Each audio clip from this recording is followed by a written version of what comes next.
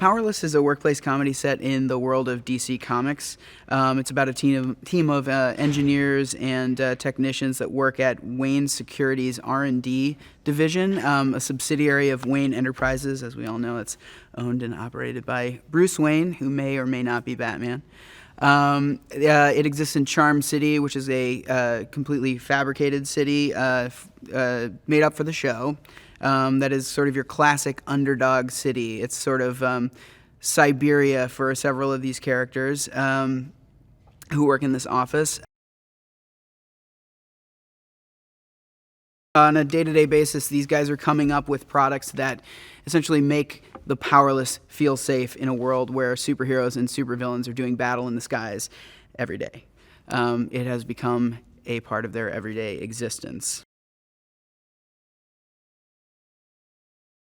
We tweaked the show from the original premise, which took place at an insurance company, moved it over into this sort of R&D, more techie angle because we thought that it more fully embraced the mythology of Wayne Enterprises and the DC Comics world. You know, we wanted to tell grounded stories, but we also wanted to find sort of organic ways to bring in the more fantastical elements of this universe without always needing to rely on superheroes and supervillains, you know, being inside of this workplace. Our characters are you and me, and you know, the everyman who's having to constantly look up in the sky, watching out for falling rubble and that sort of thing. But ultimately, we wanted to tell grounded, interpersonal office stories that are universally understood.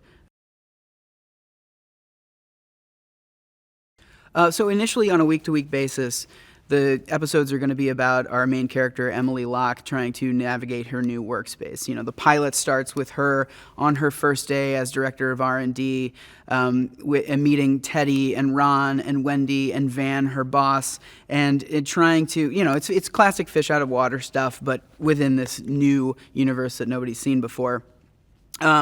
So it's really going to be about her finding her place in this new world. You know, she's coming from a small town, she's highly educated, but this is her first gig, and it's a big responsibility being a director. She's youthful, she's younger, less experienced than anybody else in the office, yet she's been given this big job, and, you know, we answer why that is in the pilot, and I don't want to spoil anything. So these initial episodes are going to be more self-contained, just focusing on setting up the world, setting up the interpersonal relationships between these people. And then eventually the hope is, you know, that we can start to tell more multiple episode arc stories as we've established the universe. I'm a huge comic book fan, and, you know, I'm used to storytelling that's, you know, multiple sort of issue arcs. We want to kind of pay homage to that with this TV show if we can. It's incredible to be a part of DC's first foray into TV comedy. It's also incredible in that it's terrifying because I grew up a massive comic book fan. I understand, you know, wanting to see characters that you've grown up loving represented on screen, and that universe being represented faithfully on screen. And so I think it's a big responsibility, and we want to make sure that we, you know, we honor that. You know, all of that existing intellectual property that has taken decades and decades and decades to come up with. So I think the fans are hopefully going to be pleased with what we have come up with. And, you know, there's a ton of little Easter eggs in the shows for super fans.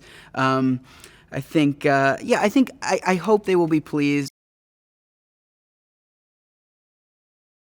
I think what sets this show apart from other superhero shows is it's a couple things. Number one, it's first and foremost a comedy.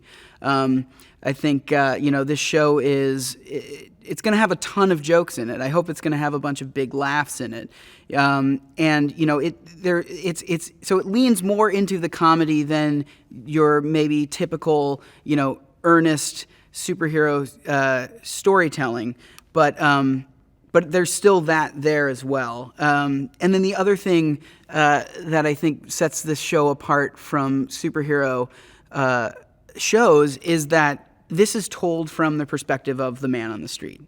This is told from, you know, the everyman who aspires to be something greater, or who resents greater powers.